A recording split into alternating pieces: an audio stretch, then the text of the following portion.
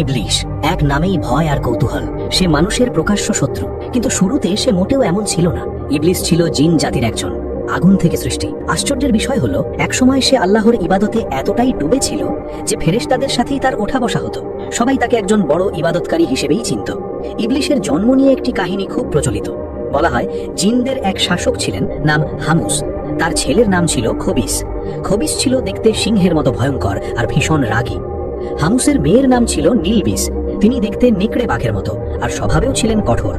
এই আগুনের স্বভাবের দুই সত্তার মিলনেই জন্ম নেয় ইবলিস। আগুন থেকে জন্ম হওয়ায় ইবলিসের ভেতরেও আগুনের মতো গুণ ছিল, চতুর, তীক্ষ্ণ বুদ্ধিমান আর খুবই অহংকারী। ইবলিস যখন ছোট, তখনই বোঝা গিয়েছিল যে সে সাধারণ কেউ নয়। তার পিতা খবিস তাকে পড়াশোনার জন্য নিজের বন্ধু সারবুকের কাছে পাঠান। সারবুক ছিলেন অসম্ভব জ্ঞানী একজন শিক্ষক, হাজার হাজার বছর ধরে যিনি শিক্ষা দিয়ে আসছিলেন। ইবলিস যা একবার শুনত সেটা আর কখনো ভুলত না। কঠিন জ্ঞানও সে মুহূর্তেই বুঝে নিত। এতে সারবুক ভীষণ অবাক হন। তিনি খবিসকে বলেছিলেন, আমার এত বছরের শিক্ষকতা জীবনে এমন মেধাবী ছাত্র আর দেখিনি। এই ছেলে একদিন খুব বড় হবে। কিন্তু সঙ্গে সঙ্গেই তিনি সতর্কও করেছিলেন, ছেলেটা ভীষণ অহংকারী আর একগুঁয়ে। নিজের বুদ্ধিকেই সে সবার উপরে ভাবে। এই স্বভাবটাই একদিন তার জন্য বড় বিপদ হয়ে দাঁড়াতে পারে। মানুষ সৃষ্টির আগের কথা, তখন পৃথিবীতে শুধু জিনদেরই রাজত্ব ছিল। কিন্তু তারা আল্লাহর অবাধ্য হয়ে পাপে ডুবে যায়। তখন আল্লাহ ফেরেশতাদের আদেশ দেন জিনদের শাস্তি দিতে। ফেরেশতারা যখন জিন নিধন শুরু করে, ঠিক তখন ইবলিস ছিল একেবারে শিশু। তার নিষ্পাপ আর সুন্দর রূপ দেখে ফেরেশতাদের মায়া হয়। তারা তাকে হত্যা না করে আল্লাহর অনুমতিতে নিজেদের সাথে নিয়ে যায়। ফেরেশতারা ইবলিসকে প্রথম আসমানে নিয়ে গিয়ে ইবাদত শেখায়। ইবলিস এত মন দিয়ে ইবাদত করত যে অল্প সময়ই সবাই অবাক হয়ে যায়। টানা 1000 বছর ইবাদত করার পর ফেরেশতারা তার নাম দেয় আজাজিল।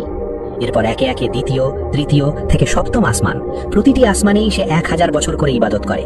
আর প্রতিবারেই ফেরেশতারা তার জন্য নতুন নাম রাখে, আবেদ, ওয়ালি, সালেহ। এইভাবেই একসময়ের ছোট্ট জিন শিশু ইবাদতের জোরে পৌঁছে যায় আসমানের চূড়ায়। ফেরেশতাদের কাছ থেকে শেখার পাশাপাশি ইবলিসও নিজে এমন ইবাদত করতে লাগলো যে অল্প সময়েই সে জ্ঞান আর আমলে সবাইকে ছাড়িয়ে গেল। পৃথিবী থেকে সপ্তম আসমান এমন কোনো জায়গা ছিল না যেখানে সে সজদা দেয়নি। ফেরেশতারা তার ইবাদতে মুগ্ধ হয়ে গেল।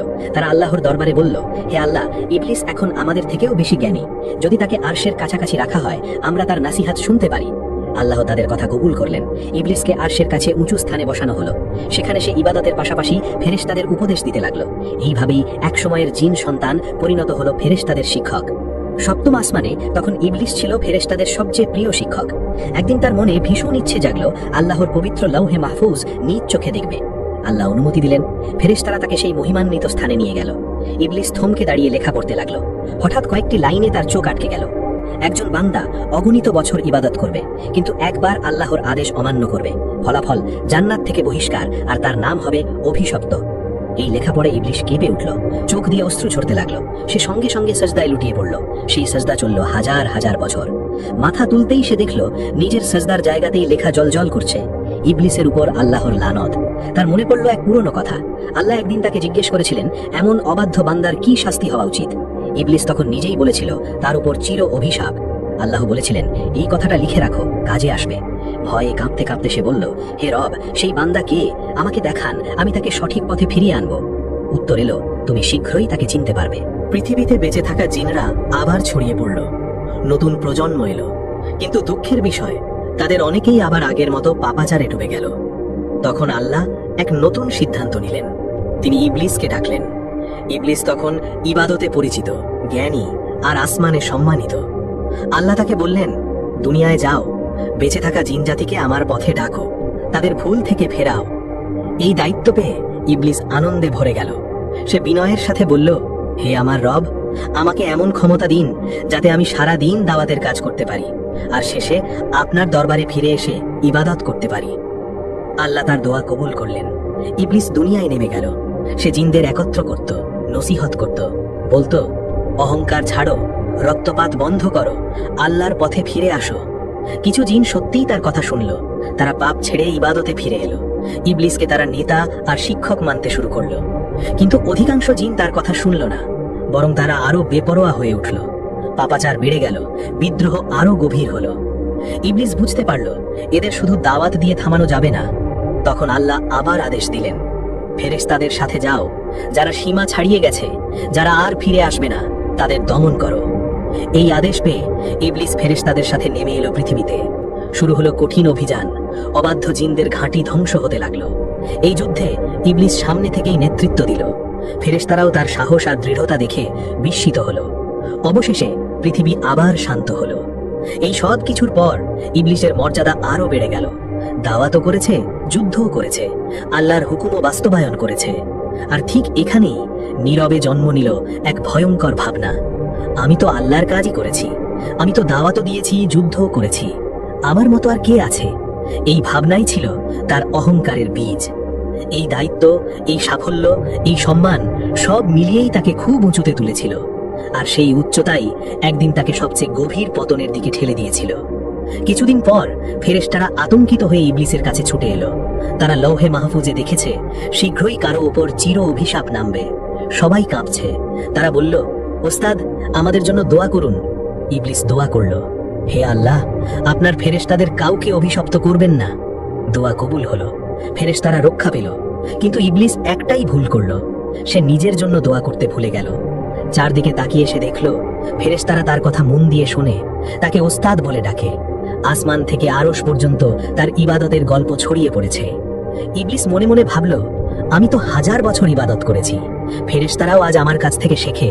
তাহলে যদি আল্লাহ কাউকে বড় দায়িত্ব দেন, সে তো আমি হওয়া উচিত।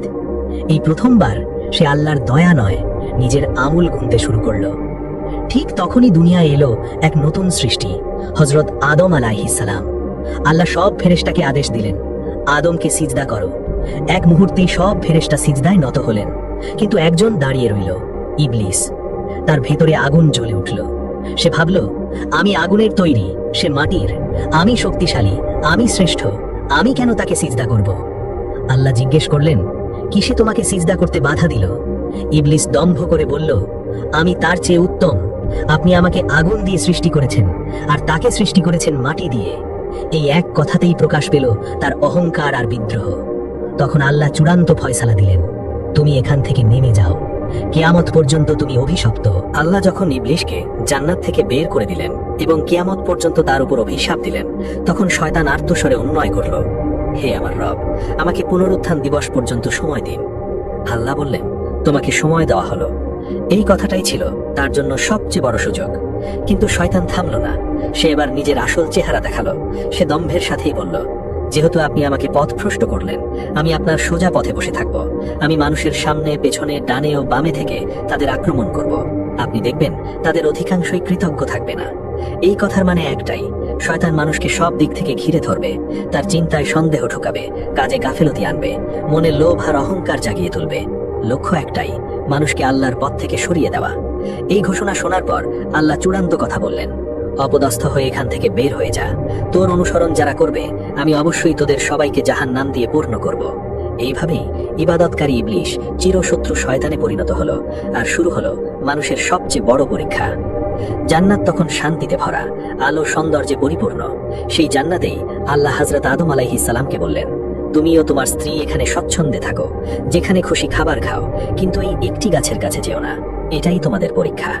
এদিকে জান্নাত থেকে বিতাড়িত শয়তান সুযোগের অপেক্ষায় ছিল। সে জানতো আদম আর হাওয়া আলাইহিস সালামই তার প্রতিশোধের প্রথম লক্ষ্য। কিন্তু জান্নাতে সরাসরি ঢোকার অনুমতি তার ছিল না, তাই সে বেছে নিল ধোঁকার পথ। বর্ণনায় আসে, জান্নাতের প্রবেশপথে থাকা এক সাপের শরীরে ঢুকে শয়তান ভেতরে ঢুকে পড়ল। সে প্রথমে হাওয়া আলাইহিস সালামের কাছে গেল। কঠিন কথা নয়, মিষ্টি ফিসফিস বলল, তোমাদের রব এই গাছ নিষেধ করেছেন, কারণ এটা খেলে তোমরা ফেরেশতা হয়ে যাবে অথবা চিরদিন বেঁচে থাকবে। এরপর সে শপথ করল, বিশ্বাস করো, আমি তোমাদের উপকারী চাই। এই কথাগুলো ছিল বিষের মতো। ধীরে ধীরে সন্দেহ ঢুকে পড়ল মনে। তাহলে কি এই ফলেই আছে অমরত্ব? আল্লাহ কি কিছু গোপন রেখেছেন? কৌতূহল আর প্রলোভন একসময় জয়ী হলো। শেষ পর্যন্ত আদম আলাইহিস সালাম আর হাওয়া আলাইহিস সালাম নিষিদ্ধ গাছের ফল আস্বাদন করলেন। আর ঠিক তখনই সবকিছু বদলে গেল। তারা বুঝতে পারলেন নিজেদের ভুল। লজ্জায় তাদের চোখ নুইয়ে গেল। জান্নাতের পাতা দিয়ে নিজেদের ঢাকতে লাগলেন। তখন আল্লাহর ডাক এলো, আমি কি তোমাদের সেই গাছ থেকে নিষেধ করিনি আর বলিনি যে শয়তান তোমাদের প্রকাশ্য শত্রু? এই ছিল মানব জাতির প্রথম ভুল আর শয়তানের প্রথম সফল ধোঁকা। কিন্তু এখানেই গল্প শেষ নয়। ভুল বুঝে আদম আলাইহিস সালাম আর হাওয়া আলাইহিস সালাম সঙ্গে সঙ্গে তাওবায় ফিরে গেলেন। কাপা কণ্ঠে বললেন, হে আমাদের রব, আমরা নিজেদের উপর জুলুম করেছি। আপনি যদি আমাদের ক্ষমা না করেন, তাহলে আমরা অবশ্যই ক্ষতিগ্রস্ত হব। আল্লাহ দয়াময়, তিনি তাদের তাওবা কবুল করলেন। তারপর বললেন, তোমরা সবাই পৃথিবীতে নেমে যাও। সেখানে থাকবে জীবন, পরীক্ষা আর সময়। সেখানেই মরবে, আর সেখান থেকেই আবার উঠানো হবে। এইভাবেই আদম আলাইহিসসালাম আর হাওয়া আলাইহিসসালাম জান্নাত ছেড়ে পৃথিবীতে এলেন। বর্ণনায় আছে, আদম আলাইহিসসালাম অবতরণ করেন আজকের শ্রীলঙ্কা অঞ্চলে, আর হাওয়া আলাইহিসসালাম জেদ্দার কাছে। দীর্ঘ সময় পরে তারা মিলিত হন আরাফাতের ময়দানে। এভাবেই শুরু হয় মানুষের দুনিয়ার জীবন। ভুলের পর তাওবা, আর তাওবার পর আল্লাহর অসীম রহমত। আদম আলাইহিসসালাম আর হাওয়া আলাইহিসসালাম পৃথিবীতে আসার সাথেই যে যুদ্ধ শুরু হয়েছিল, সেই যুদ্ধ আজও শেষ হয়নি, বরং এখন তা চলছে আপনার আর আমার ভেতরে। শয়তান কোনো কেবল ইতিহাসের চরিত্র না, সে আজও বেঁচে আছে, সক্রিয় আছে।